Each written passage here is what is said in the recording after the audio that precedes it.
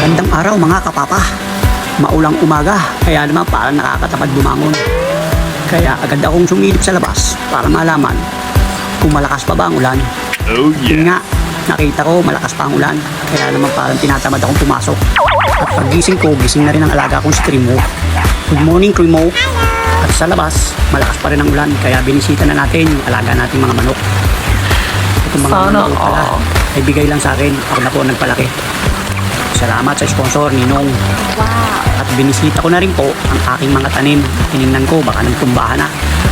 Ito nga po pala yung aking munting garden. May mga sili, okra at talong. Mukha namang okay ka. Uy, napansin ko lang, ang ganda ng bulaklak ng aking halaman. Malakas pa rin po ang ulan. Kaya naman, bumili muna ako sa tindahan ng pwedeng lutuin. Siyempre, ang paborito kong itlog. Ito nga po pala ang tindahan ng aking tiyahin. Marami po siyang tinda at dito po lagi ako bumibili. At bumalik na nga ako sa bahay upang lutuin ang aking mga binili. Luto na rin ako ng kanin para sa aking umagahan. Siyempre, luluto ko na rin ang paborito kong itlog. Dito naman ako natawa. Sana Tingnan nyo naman ang aking gagawin.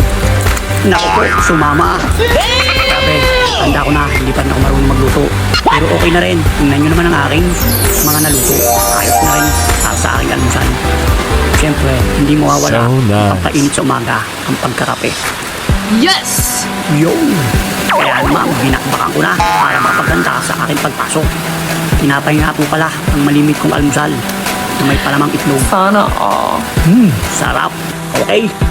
At pagkatapos ko pong kumain, ayun, binisita ko na naman ang labas. Okay naman, mukhang tila na, kaya okay nang pumasok. Ganun lang po ang routine ko halos araw-araw. Ang mahalaga lang, malakas tayo para sa ating pamilya. Ang gandang umaga mga kapapa.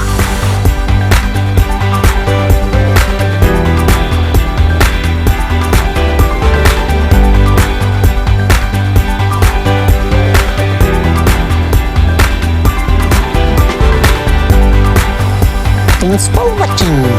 Papa Tana, Parang Share.